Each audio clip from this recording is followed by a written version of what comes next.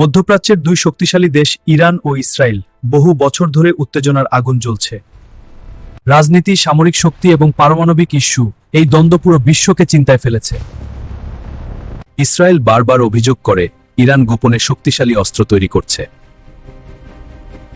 অন্যদিকে ইরান বলছে তাদের শক্তি শুধুই আত্মরক্ষার জন্য।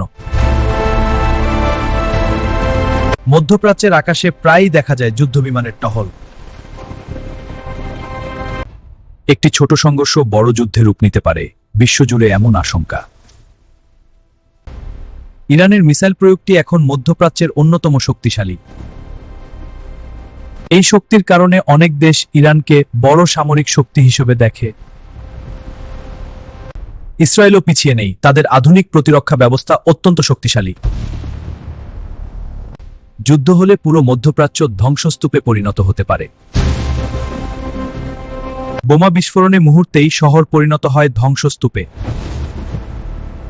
নিরীহ মানুষই সবচেয়ে বেশি ক্ষতির শিকার হয় যুদ্ধের সময়। বিশ্ব নেতারা তাই শান্তির আহ্বান জানিয়ে চলেছেন, কারণ একটি বড় যুদ্ধ পুরো পৃথিবীর জন্য বিপদ ডেকে আনতে পারে।